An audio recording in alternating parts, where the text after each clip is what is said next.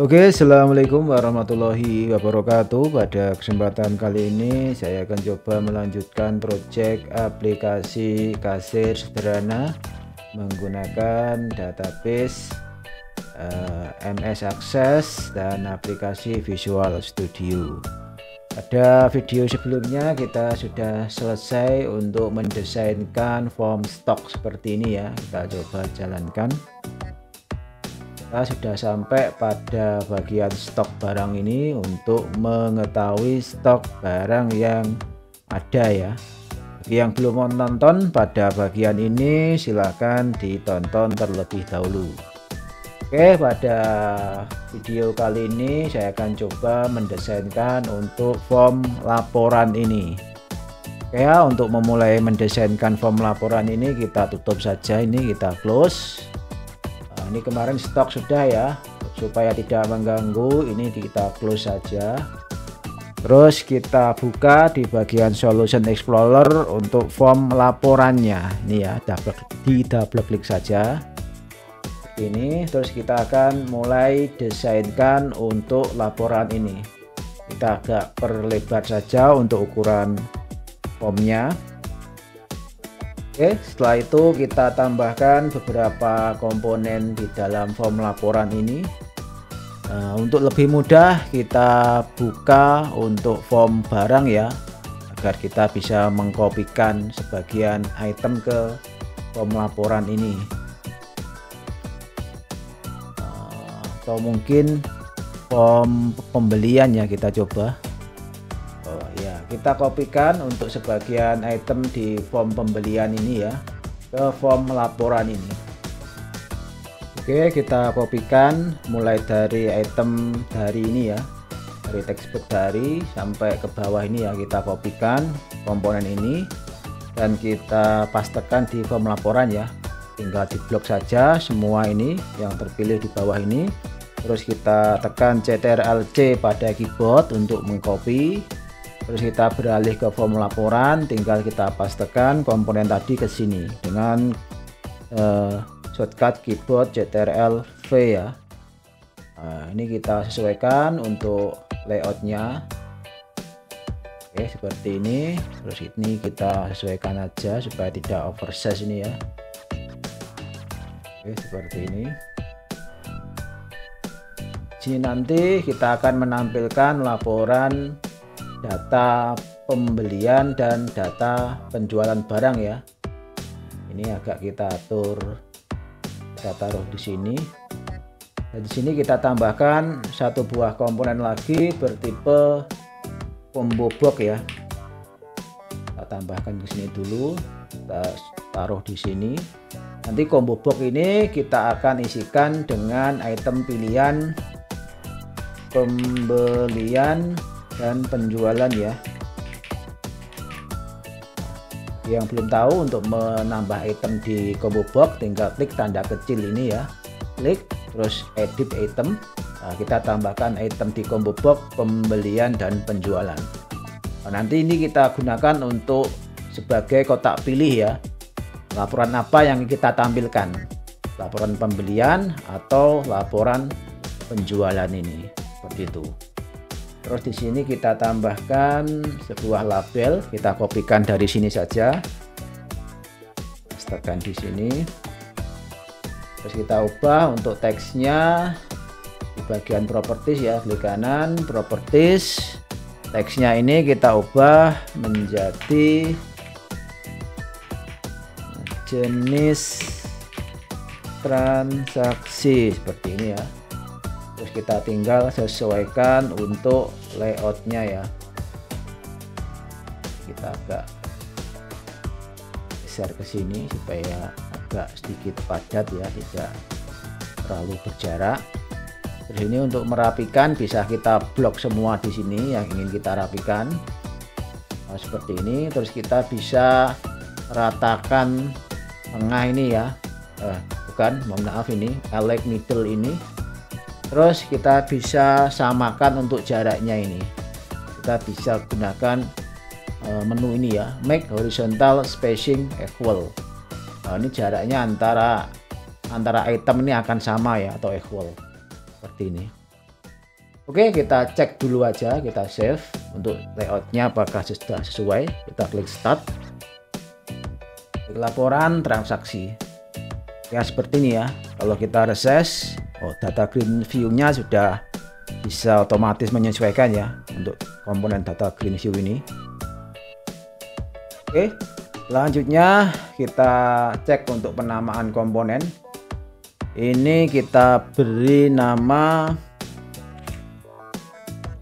ini kita klik properties, kita beri nama, misalkan namanya adalah CB Trans seperti ini. Terus ini namanya DT dari, oke, samakan saja. Terus ini nama komponennya adalah DT sampai, oke. Terus ini namanya BTN filter, oke, kita samakan saja, nggak masalah. Kita save, terus kita mulai memberikan kode pemrograman di form FR laporan ini ya. Cara untuk membuka kode program di suatu form, Anda bisa klik view, klik kode ini ya, maka Anda akan diarahkan ke sebuah jendela untuk pemberian kode di form laporan ini. Ini form pembelian, karena sudah tidak diperlukan, kita close saja ya supaya tidak mengganggu. Ya, di sini akan kita berikan kode pemrograman untuk menampilkan laporan dari combo box yang kita pilih. Misalkan kita pilih laporan pembelian dari tanggal ini sampai tanggal ini. Ketika kita klik tombol filter akan dimunculkan recapnya. Jadi konsepnya seperti itu. Jika kita memilih jenis transaksi ini, pembelian atau penjualan, mulai dari tanggal ini sampai tanggal ini, ketika kita klik tombol filter akan ditampilkan file datanya dari filter yang kita pilih di atas sini. Oke ya, makanya di sini kita buat sebuah sub prosedur dulu untuk menampilkan data yang kita inginkan sesuai dengan indikator yang kita pilih di atas ini. Gitu. Di sini saya sudah buatkan untuk kode pemrogramannya supaya untuk mempersingkat waktu ya. Ini kita pastakan di sini, nanti akan saya jelaskan untuk kode pemrogramannya. Di sini saya buat sebuah variabel bernama str, adalah sebuah string ya. Ini variabelnya saya letakkan di wilayah FR laporan supaya nanti variabel ini bisa diakses di sub yang lain. Ini kan sub yang pertama kita buat di sini ya, di form laporan ini. Namanya adalah tampil ini. Jadi kalau sebuah variabel kita letakkan di wilayah sini, maka variabel dengan nama ini akan berlaku di sub ini maupun sub-sub yang lainnya. Seperti itu ya. Tapi kalau variabel str ini saya letakkan di wilayah sini, maka variabel str ini hanya berlaku pada sub tampil ini saja. Karena nanti variabel str kita butuhkan di wilayah sub lain, maka di sini variabel str saya letakkan di luar sini ya. Nah, maka variabel dengan nama str ini bisa diakses di sub tampil ini ataupun sub-sub yang lain. Seperti itu. Oke, selanjutnya ini saya buat sebuah variabel bernama idx, adalah sebuah string. Kalau variabel di sini berarti variabel bernama idx ini hanya berlaku di wilayah sub tampil ini ya, tidak bisa berlaku di wilayah yang lain. Itu contohnya lagi ya. Terus di sini saya buatkan kode pemrograman select case ya. Select case ini biasa digunakan untuk komponen untuk komponen combo box ya, dimana nama combo box yang kita buat di sini namanya adalah CB Trans. Select case CB Trans selected index. Selected index itu maksudnya adalah nomor indeks yang kita pilih pada wilayah list di combo box ini. Perlu diketahui bahwa ketika kita menuliskan list di combo box di menu sini tadi ya, tanda kecil ini kita klik, terus kita klik edit item.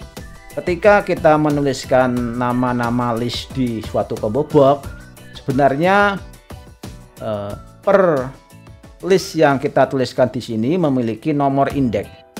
Bahwa nomor indeks untuk komponen combo box itu dimulai dengan 0 indeksnya. Jadi pembelian ini indeks 0, indeksnya 0, sedangkan penjualan indeksnya 1. Jika ada list lagi maka indeksnya 2, indeksnya 3 dan seterusnya.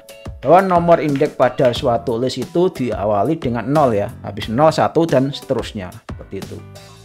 Jadi kita kembali pada pemrograman DFR laporan ini.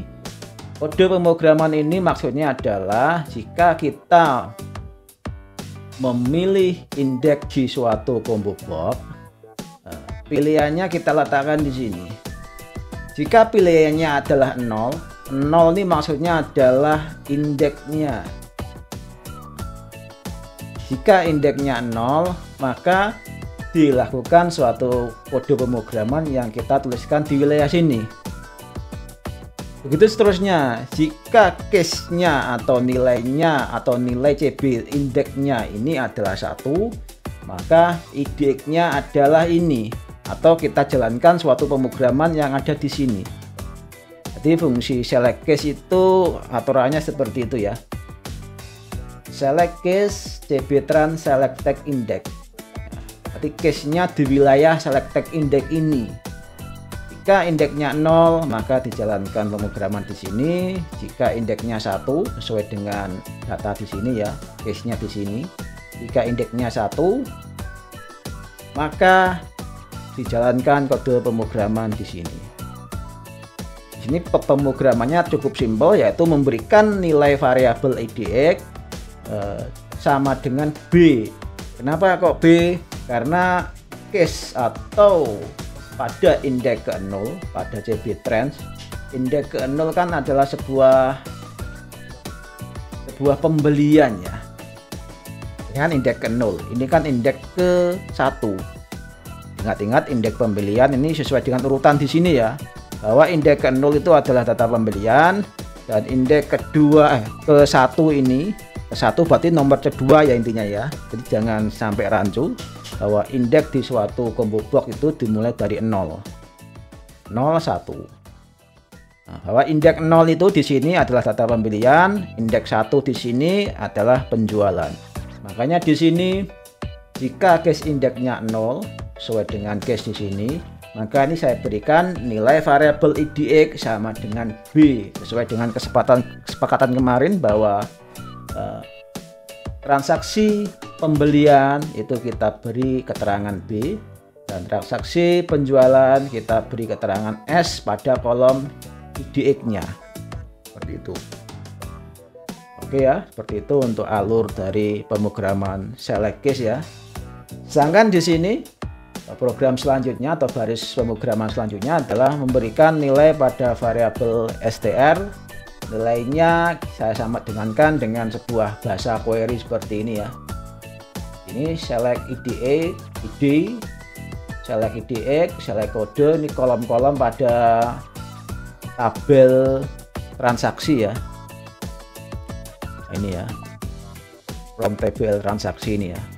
Untuk pemahaman bahasa query bisa dilihat di video saya yang tentang bahasa query ya. Artinya di sini kita letakkan untuk bahasa query select ya. Dimana di sini saya menseleksi kolom ID, kolom IDX, kolom kode, dan di sini adalah saya menseleksi kolom barang dari TBL barang yang mana kodenya sama dengan kode pada TBL transaksi. Saya namai kolomnya dengan nama barang. Gitu ya. Kan di TBL transaksi kan tidak ada kolom barang ya. Jika kita buka untuk database yang kita buat kemarin, datanya adalah ini ya. Nah, di tabel transaksi jika kita lihat desainnya tidak ada kolom barang ya. Makanya kolom barang kita ambilkan pada TBL barang ini.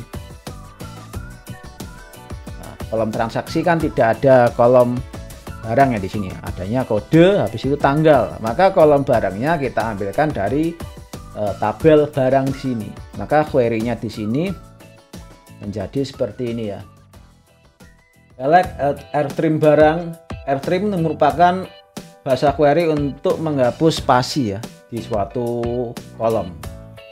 Select airstream barang from TBL barang where kode sama dengan TBL transaksi kode.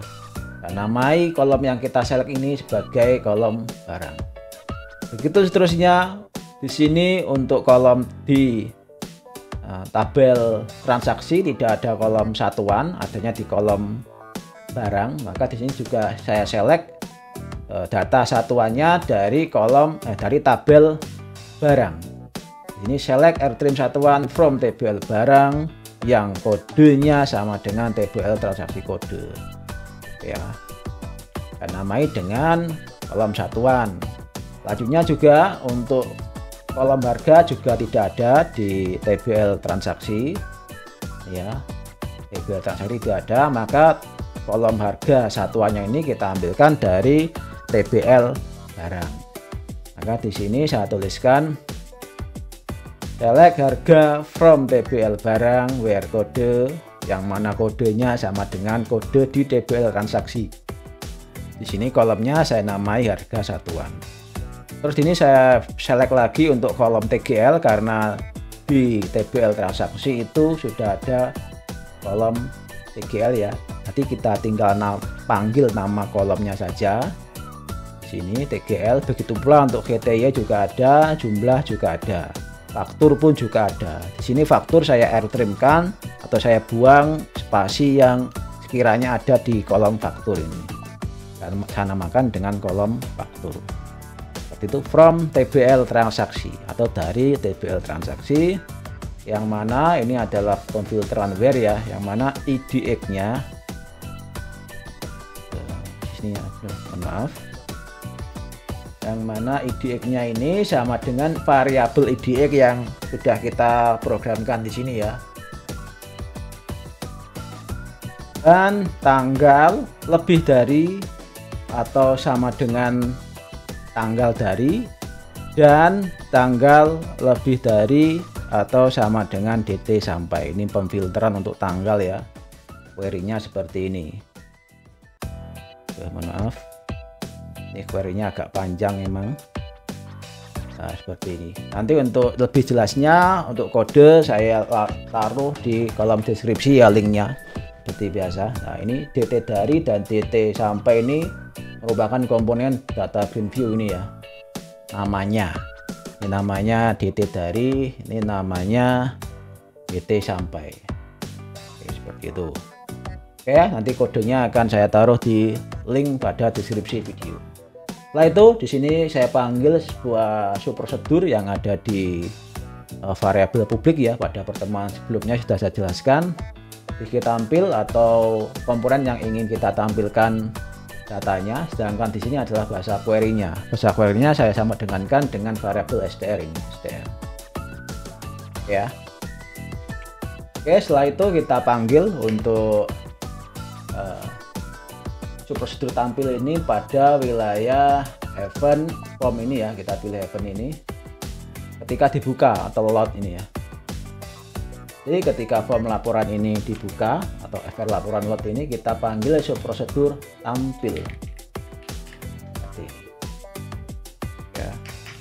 Itu juga untuk event ketika tombol ini diklik, kita akan panggil juga subprosedur tampil ini. Ini untuk membuat event di suatu button ya, tinggal double klik saja. Di sini otomatis akan dibuatkan sebuah event ketika BTN filter diklik. Sekali lagi, BTN filter ini nama dari komponen ini ya, komponen ini namanya BTN filter ya. Kita panggil aja untuk subprosedur tampilnya. Oke, kalau sudah kita coba jalankan ya, klik start ini, kita buka untuk form transaksi. Misalkan kita ingin merekap transaksi penjualan dari tanggal ini sampai tanggal ini, kita filter. Oh, ternyata tidak ada data, kita ubah misalkan tahunnya kita lamakan saja, kita klik tombol filter. Nah, di sini akan ditampilkan data sesuai dengan pemfilteran ini. Bahwa di sini data yang tampil di sini adalah data penjualan dari tanggal ini sampai tanggal ini. Data ini sebenarnya bisa kita copy ya, kita blok semua, kita tekan keyboard Ctrl+C ya, terus bisa kita pastekan di Excel sebenarnya data ini. Nah, seperti ini. Tinggal kita bisa sesuaikan di Excel. Tapi nanti kita akan buat semacam tombol cetak ya. Kita di sini akan tambahkan sebuah tombol cetak untuk mencetak laporan yang tampil di sini. Oke ya, itu tapi pada sesi video selanjutnya. Oke ya, sampai di sini video pembuatan FR laporan. Nanti kita akan lanjutkan pada video selanjutnya. Assalamualaikum warahmatullahi wabarakatuh.